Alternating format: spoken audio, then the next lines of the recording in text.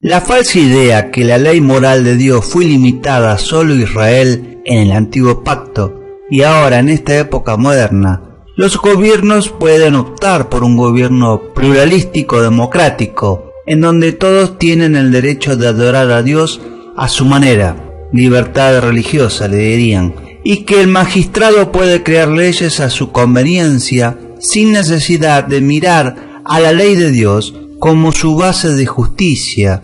Es contraria al testimonio escritural. Las escrituras declaran enfáticamente en Proverbios capítulo 14 versículo 34 que la justicia engrandece a la nación, pero el pecado es afrenta para los pueblos.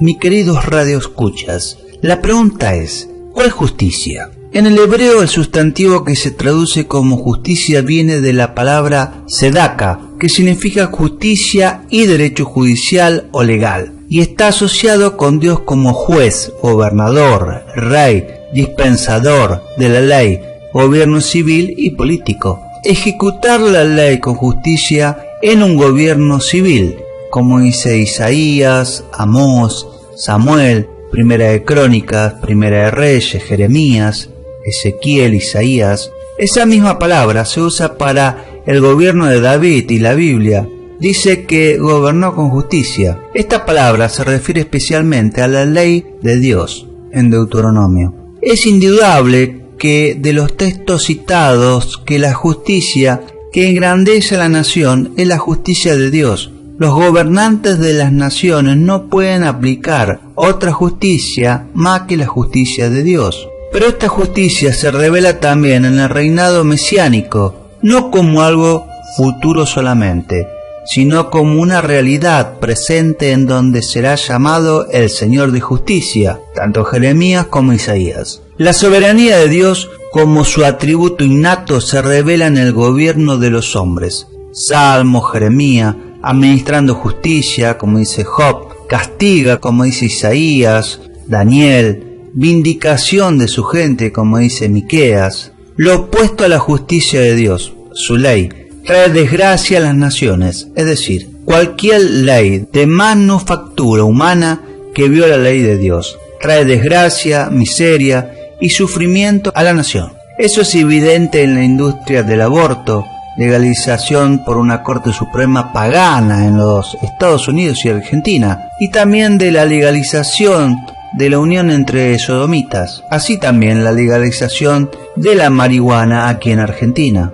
¿Y cuál es el resultado de la justicia de Dios sobre las naciones? El verbo en hebreo es rum, y su significado es exaltar, levantar en alto.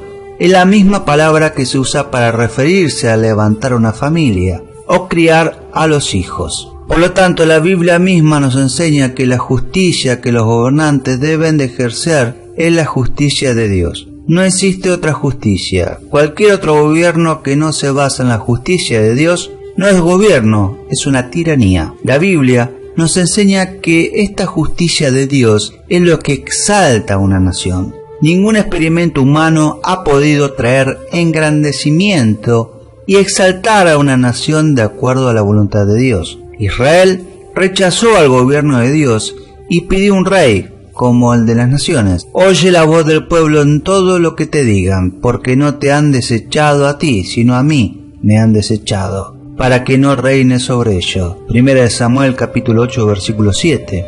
Y las consecuencias fueron terribles por generaciones, y esto también se aplica hoy a todas las naciones sin excepción. El rey pondrá a los hijos de ustedes a trabajar en sus carros de guerra o en sus caballerías, o los hará oficiales de su ejército. A uno los pondrá a cultivar sus tierras y a otros los pondrá a recoger sus cosechas y a hacer armas y equipos para sus carros de guerra. Ese rey hará que las hijas de ustedes le preparen perfumes, comidas y postres. A ustedes le quitará sus mejores campos y cultivos y les exigirá la 10ª parte de sus cosechas para dársela a sus ayudantes y oficiales. También les quitará a ustedes sus burros, sus esclavos y sus mejores jóvenes y los pondrá a su servicio. A ustedes los hará sus esclavos y además les quitará uno de cada 10 animales de sus rebaños. Entonces se arrepentirán de haber pedido un rey, pero Dios ya no los escuchará. Eso lo podemos leer en 1 Samuel, capítulo 8, versículo 11 al 18. El gobierno implica poder, autoridad y una constitución para gobernar con justicia. Por lo tanto, si la justicia viene de Dios y es la única justicia para gobernar una nación política y cívicamente, entonces ello implica un pacto nacional. Pues Dios trabaja con la humanidad en base a pactos. Cuando los gobernantes de las naciones gobiernan con la justicia de Dios, que son sus leyes, entonces el resultado es que esa nación será exaltada por el poder de Dios. No hay pluralismo religioso o libertad de religión, que es nada más que idolatría. Tampoco leyes humanas que violan a la ley de Dios, pues la única base de justicia y ética es la ley de Dios. ¿Es posible esto? Claro que sí. Dios no es hombre para que mienta. Sus promesas se cumplen y así el Espíritu Santo, usando al apóstol Pablo, dice lo siguiente: por lo cual Dios también le exaltó hasta lo sumo y le dio un nombre que es sobre todo nombre, para que en el nombre de Jesús se doble toda rodilla, de la que están en los cielos y en la tierra y debajo de la tierra, toda lengua confiese que Jesucristo es el Señor, para gloria de Dios Padre, según Filipenses capítulo 2, versículo del 9 al 11. Los críticos e ignorantes dicen que este pasaje se refiere a un tiempo en el futuro. Nada podría ser más alejado de la verdad. Los verbos exaltó y dio, ambos están en el aorista indicativo, la cual significa una acción que ha sido completa en el pasado. Es decir, Cristo ya está exaltado y todas las naciones deben confesar su nombre para la gloria del Padre. Para que Dios, el Padre, le exaltó y le dio un nombre que es sobre todo nombre, para que todo rodilla le adore, de los que están en la tierra y en los cielos. La pregunta que sigue es: ¿quiénes están en la tierra? Los hombres, y entre estos están los gobernantes magistrados y naciones enteras. Esto implica que la ley de Dios será la base del gobierno del Mesías, pues un gobierno implica leyes. Ya que la única ley es la de Dios, todas las naciones reconocerán y adorarán a Jesús el Mesías y confesarán su nombre para la gloria de Dios. No existe pluralismo religioso en el reino de Dios, ni nadie es libre o tiene el derecho de adorar a quien le dé la gana. La voluntad de Dios no es libertad de religión. La voluntad de Dios es que los gobiernos adoren a su Mesías, su Hijo. Esto, y solamente esto, da la gloria a Dios. La justicia engrandece a la nación, pero el pecado es una desgracia para los pueblos, según Proverbios capítulo 14, versículo 34. La justicia de Dios, que es su ley, como base del gobierno. Por eso el fruto del Espíritu es el gozo. Como dice Gálatas capítulo 5 versículo 22. El fruto de la justificación, adopción y santificación es el gozo en el Espíritu Santo. La alegría es poner el alma en lo alto de un penáculo, en la crema de leche sincera en la palabra. El gozo espiritual es una pasión dulce y deliciosa que surge de la aprehensión y el sentimiento de algo bueno, mediante el cual el alma se sostiene en los problemas presentes y se protege contra el miedo futuro. La alegría es una pasión deliciosa. Es contrario al dolor, que es el gozo, es una pasión deliciosa. Es contrario al dolor, que es una perturbación de la mente, por lo cual el corazón está perplejo y abatido. El gozo es un cariño dulce y placentero que alivia la mente y regocija y reconforta los espíritus. El gozo surge del sentimiento de algo bueno. Ese gozo no es una mera imaginación, pero es racional y surge del sentimiento de algo bueno, como el sentido del amor y el favor de Dios. Ese gozo es algo tan real que produce un cambio repentino en una persona y convierte el duelo en melodía, como en primavera, cuando el sol asoma a nuestro horizonte. Hace una súbita alteración en la faz del universo. Cantan los pájaros, aparecen las flores. La higuera hace brotar sus verdes higos. Todo parece regocijarse y postergar su duelo, como revivido por la dulce influencia del sol. De la misma manera, cuando el sol de justicia surge sobre el alma, hace una alteración repentina. y el alma se regocija íntimamente, infinitamente, con los rayos dorados del amor de Dios. Con el gozo, el alma se sostiene en los problemas presentes. El gozo aturde y se traga los problemas.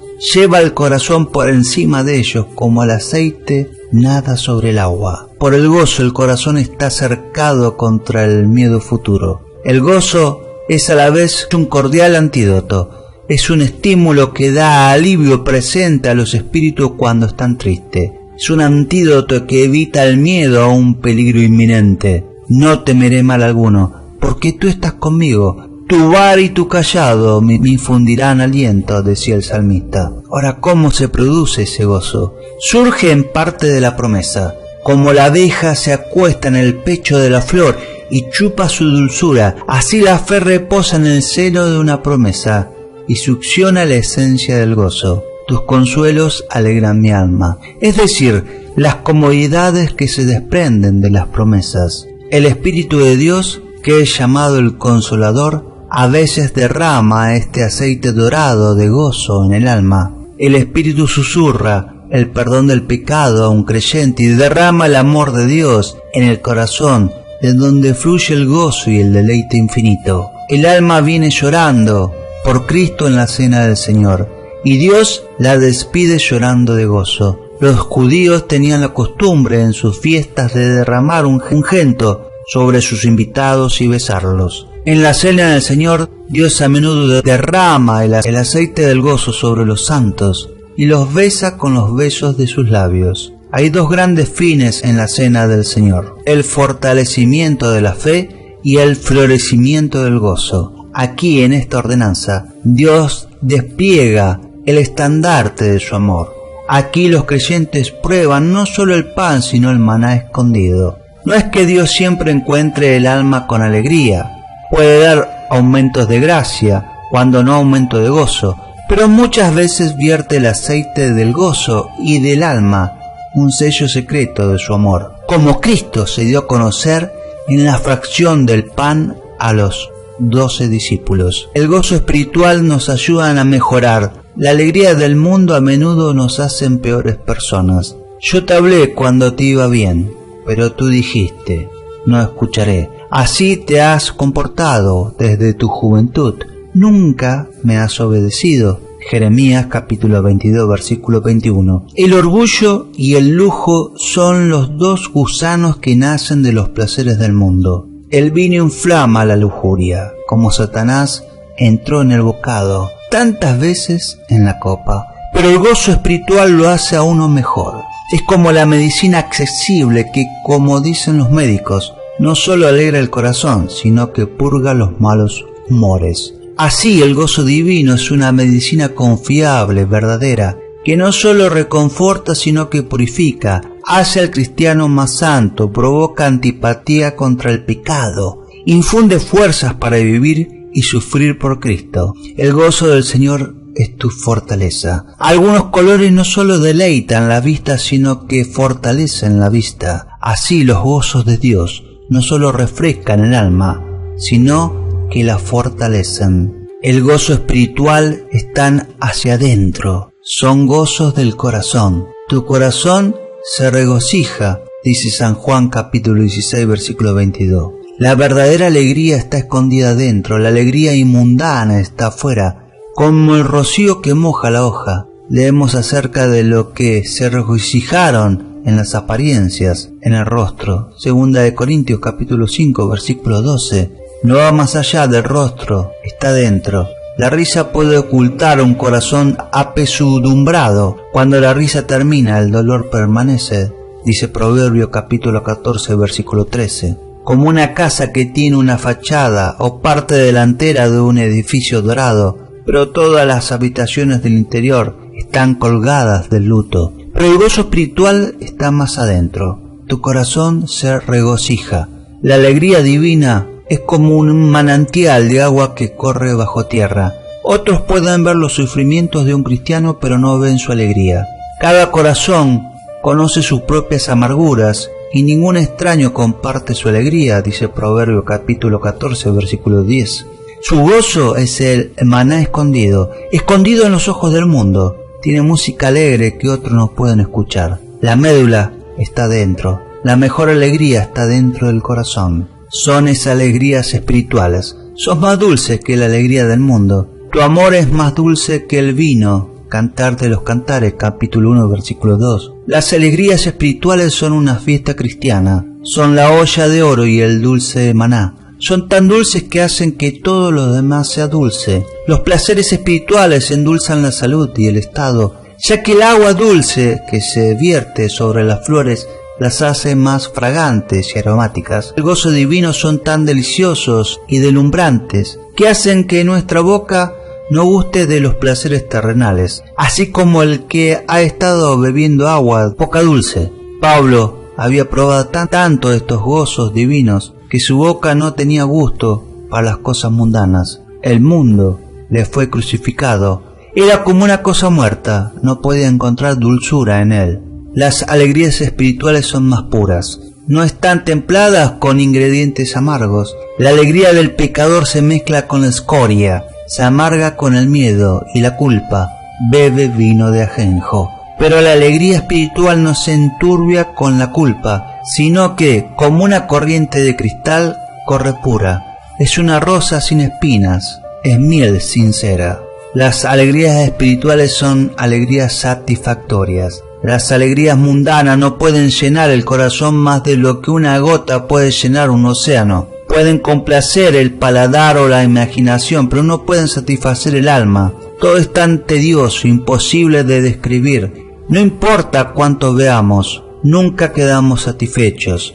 No importa cuánto oigamos, nada nos tiene contento. Dice Eclesiastés capítulo 1, versículo 8. Pero los gozos de Dios satisfacen cuando mi mente se llena de dudas. Tu consuelo renueva mi esperanza y mi alegría, dice el salmista. Hay tanta diferencia entre las alegrías espirituales y las alegrías terrenales como entre un banquete que se come y uno que está pintado en una pared. Hermano mío, yo tengo más que suficiente, dijo Esaú. Guarda para ti lo que tienes. No insistió Jacob. Si he logrado tu favor, te ruego que aceptes este regalo de mi parte. Y qué alivio es ver tu amigable sonrisa. Es como ver el rostro de Dios. Por favor, acepta este regalo que te traje, porque Dios ha sido muy generoso conmigo.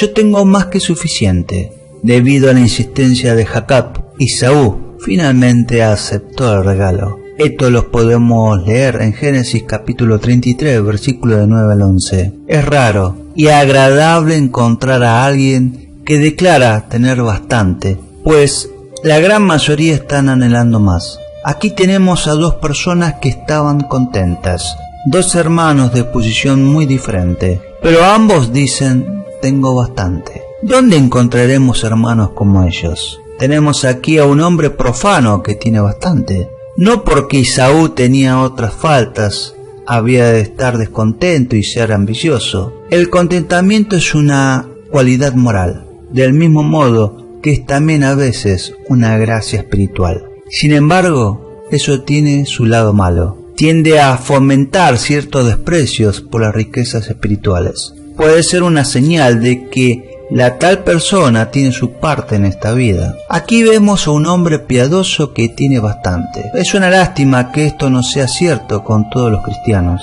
Algunos parecen muy ansiosos por las cosas del mundo, aunque profesan estar separados de él. Es magnífico tener bastante. El contentamiento sobrepasa a todas las riquezas. Es agradable tener algo que dar a los pobres, y este debería ser el objetivo de nuestras labores.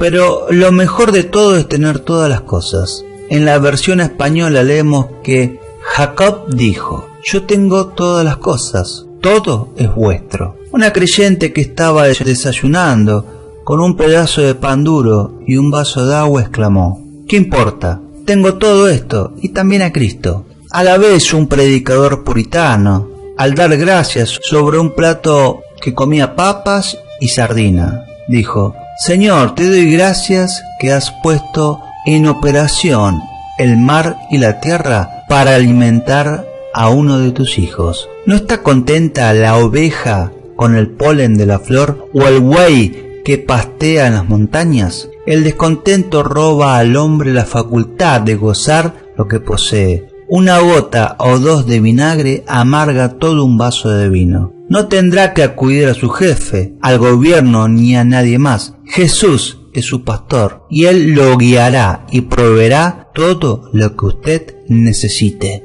Jesús dijo en San Juan capítulo 10, versículo de 9 al 10, yo soy la puerta, el que por mí entrare será salvo, vivirá, y entrará y saldrá libremente, y hallará pastos. El ladrón no viene sino para hurtar, matar, destruir. Yo he venido para que tengan vida y para que la tengan en abundancia, en plenitud, hasta que rebose. La mayoría de los creyentes en la actualidad pueden dar cita a estos versículos de memoria, pero pocos los creen plenamente. No se dan cuenta de que si como cristianos no estamos disfrutando de la vida abundante, es porque ésta se nos está escapando por algún lugar. No estábamos haciendo una realidad por la fe, lo que Jesús vino a darnos. Tenemos un buen pastor. Alguien podría objetar, pero hermano José, usted no entiende mi situación. Tengo serios problemas, vengo de una familia pobre, no tengo las oportunidades que la mayoría de personas sí tienen. Mi situación es muy mala. Es posible que eso sea cierto, pero de acuerdo con Jesús, esas cosas no son importantes. Él dijo que cualquiera que lo reciba como la puerta de salvación se convierte en una persona libre. Puede entrar y salir y encontrar pasto abundante o provisión para su espíritu, alma y cuerpo. Puede tener vida abundante. Note que Jesús no dijo que solo algunas personas, como los predicadores o algo que tienen mucha educación, o la gente de cierto color o de cierta posición social, serían las que tendrían vida abundante. Él dijo que cualquiera que entre por la puerta podrá tener y disfrutar de una vida rebosante y abundante. Si usted es uno de esos cualquiera, entonces reúne los requisitos. Puede entrar y salir según lo guíe el Señor. No está limitado por sus circunstancias naturales, ni excluido de las bendiciones de Dios. Es una persona libre y donde quiera que vaya encontrará provisiones.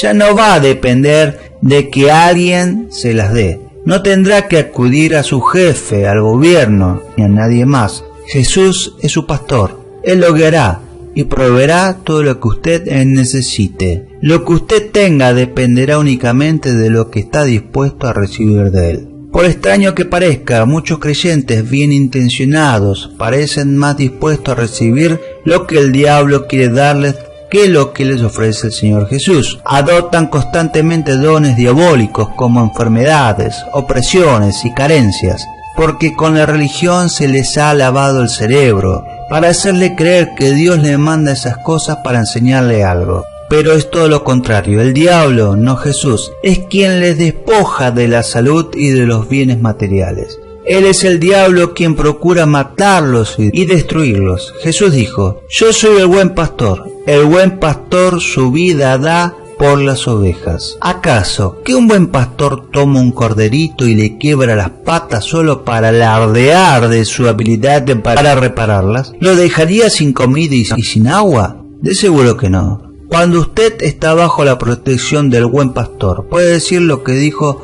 David en el Salmo 23. Jehová es mi pastor, nada me faltará. En lugares de delicados pastos me hará descansar. Junto a aguas de reposo me pastoreará. Confortará mi alma, me guiará por senda de justicia por amor de su nombre. Versículos del 1 al 3. Radio escucha, ahuyente las sombras. Alguien podría arguir, sí, pero resulta que ese salmo no es para mí. Dice que algunas veces tendremos que atravesar el valle de sombras de muerte. Es cierto que dice eso, pero usted también puede disfrutar de la vida en ese valle si está con su pastor. Esto es algo que he aprendido en los últimos años, que no importa a dónde vaya, si Jesús está conmigo, las cosas irán bien. Él va a convertir ese valle de sombra de muerte en un salón de banquetes para mí. Me guiará a pastos verdes, me hará reposar al lado de aguas tranquilas, velará para que yo tenga todo lo que necesite y para que disfrute de vida abundante aún en ese lugar aparentemente sombrío. Por tanto, si Jesús dice que tenemos que pasar por el valle de sombra de muerte, no me preocupo, sino que digo, pues bien, si hay que pasar, gloria a Dios, vamos, no temeré mal alguno porque tú estás conmigo. Pero hermano José, ¿y qué de la sombra de muerte? ¿No le asusta? ¿Por qué habría de asustarme? Mi Señor y Salvador es la persona más grande en el valle y Él está conmigo. Es más, una sombra no causa daño a nadie. Lo único que puede hacer una sombra es asustar. La sombra de un perro puede parecer tan grande como para arrancarle a usted la cabeza. Pero cuando enciende la luz, se da cuenta de que el perro que está proyectando esa sombra tiene la mitad del tamaño que aparenta y de que ni siquiera tiene dientes. Recuerde eso la próxima vez que esté en un valle y el diablo trate de proyectar una sombra sobre usted. En vez de dejarse asustar por esa sombra, enciende la luz y deshágase de esa tontería. Usted cuenta con todo lo necesario para hacerlo, porque la Biblia dice que usted es un hijo de Dios y que puede andar en luz como Jesús está en luz. Puedes echar la sobra de las tinieblas y vestir las armas de la luz. Como creyente del Nuevo Testamento, usted no tiene por qué tolerar la sombra de muerte como hicieron los santos del Antiguo Testamento. Usted fue liberado de la potestad de las tinieblas y trasladado al reino del Hijo de Luz. No permita, pues, que el diablo oscurezca ni uno solo de sus días. Cuando lo intente, confúndalo con el brillo de la luz que hay en usted. ¿Por qué tropezar en la oscuridad? Piense y entenderá por qué. ¿Ha pasado alguna vez de un cuarto oscuro al resplandor del sol? ¿Quedó ciego por unos instantes? ¿No es así? Lo mismo le sucedió a Saulo en su camino a Damasco. Había vivido en tinieblas persiguiendo a los cristianos y cuando Jesús hizo brillar sobre él la luz de la gloria divina, quedó ciego durante 3 días. Alguien tuvo que orar para que Saulo fuera lleno del Espíritu Santo y pudiera recuperar su vista. Según San Juan capítulo 1 versículo 5, dice que la luz produce siempre ese efecto sobre la oscuridad. Por eso, cuando la luz de Jesús resplandece en la oscuridad, las tinieblas no prevalecen contra ella. En este versículo, la palabra prevalecieron también puede traducirse encontraron. Podría deducirse entonces que cuando la luz brilla en la oscuridad, ésta no puede encontrarla. ¿Le gustaría vivir tan plenamente en la luz que el diablo le resultara imposible encontrarlo? La Biblia dice que eso es posible. Nos dice que podemos vivir de tal manera que el maligno no nos toca. En 1 Juan capítulo 2 versículo 10 se nos revela el secreto que nos permite llevar ese estilo de vida. Dice, el que ama a su hermano permanece en la luz y en él no hay tropiezo. En otras palabras, la clave para vivir en la luz es guardar el mandamiento del amor que está en el Nuevo Testamento. ¿No sería insensato entrar por la puerta, apagar la luz y empezar a tropezar con todo en la habitación? Y sin embargo, es así como la mayoría de personas tratan de vivir. Apagan la luz cuando dejan de guardar el mandamiento del amor. Se dejan llevar por el rencor, la contienda, la envidia y toda clase de actitudes y comportamientos que son frutos de la falta de amor. Y luego, cuando no encuentran el camino en la vida, empiezan a clamar diciendo, Dios, guíame, dirígeme, ayúdame. Pero lo único que tienen que hacer es encender de nuevo la luz. Solo tienen que arrepentirse y empezar a caminar en el amor. Cuanto más pensaba en esto, más comprendía lo cierto que es. Jesús lo demostró cuando estuvo en el mundo, sin importar cuánto empeño puso el diablo para arrinconarlo. Él venció todas las dificultades porque anduvo siempre en la luz del amor. Como el cielo en la tierra, Jesús quiere que como discípulos suyos obremos de la misma manera. Es lo que tenía en mente cuando dijo, a cualquiera que te hiera en la mejilla derecha, vuélvele también la otra. San Mateo capítulo 5 versículo 39. No se refiere a que nos dejemos maltratar por los demás, sino a que nos vistamos de la armadura de la luz, que andemos bajo la cubierta protectora del amor, de manera que el maligno no pueda tocarnos. La única ocasión en que vemos a la iglesia caminando unida en esa clase de amor fue durante su primer gran avivamiento espiritual en Jerusalén, el día siguiente a Pentecostés. El libro de Hechos nos dice que los creyentes en ese entonces eran de un corazón y de un alma. Se amaban tanto unos a otros que vendían sus propiedades y sus bienes y lo repartían a todos según la necesidad de cada uno. Como resultado, el poder de Dios se manifestó con tal fuerza entre ellos que los enfermos que eran alcanzados por la sombra de Pedro recibían sanidad. Algunos creen que la propia sombra era la que sanaba, pero no había ningún poder de sanidad en la sombra de Pedro. Lo que sanaba era el poder de la luz de Dios que emanaba de él. Usted nació de nuevo como hijo de la luz, de manera que la luz está en usted en su forma más poderosa. Con todo, esa luz no puede brillar mientras usted continúe nublándola con contiendas, falta de fe y falta de perdón. Si usted quiere andar en el poder pleno de esa luz, tendrá que arrepentirse de todo eso. No se trata únicamente de sentir pena por eso. El arrepentimiento no consiste únicamente en sentirse apenado, sino más bien en ponerse de acuerdo con Dios en relación con su pecado, reconociendo ante Él que actuó mal, creyendo que Dios le perdona y le limpia de esas faltas. Una vez que ha hecho eso, comprométase firmemente a guardar el mandamiento del amor que Dios nos ordena, de tal manera que usted prefiere morir antes que infringirlo. Si alguien lo maltrata, tenga la misma actitud que demostraron Jesús y Esteban cuando miraron a sus verdugos y dijeron: Padre, perdónalos. Esa clase de amor literalmente lo arma a usted con luz, lo protege de tal forma que la maldad que la gente dice y hace ya no le molestan. Usted deja de preocuparse por la forma como lo tratan y pone más atención a la manera como usted trata a los demás. Es así como nuestro buen pastor quiere que vivamos todo el tiempo. Él quiere que disfrutemos de delicados pastos y descansemos junto a aguas de reposo donde quiera que vayamos y en todo lo que hagamos. Quiere que vivamos en libertad, yendo y viniendo hacia donde Él nos guíe. Quiere que disfrutemos de vida abundante y rebosante, ya sea que caminemos por el valle o que estemos sentados en la cima de la montaña. Él quiere que vivamos en la luz. No nos gusta terminar nuestro programa sin antes darle la oportunidad de ser a Jesús el Señor de su vida. ¿Puede orar conmigo? Solo diga: Señor, Señor Jesús, me arrepiento de todos mis pecados. Entra a mi corazón. Te hago mi Señor y Salvador desde ahora en más. Ven, Espíritu Santo, y toma el control total de mi vida, y escribe mi nombre y apellido en el libro de la vida eterna. Amén y amén. Si hizo esta sencilla oración, creemos que nació de nuevo. Busque una iglesia donde se enseñe la Biblia. Mantenga a Dios en primer lugar, y Él lo llevará a lugares que nunca has soñado. Esto fue Predicando en el Infierno, de José Antonio Silva. No te olvides darle like y compartir. Suscríbete a nuestro canal El Rincón de las Águilas.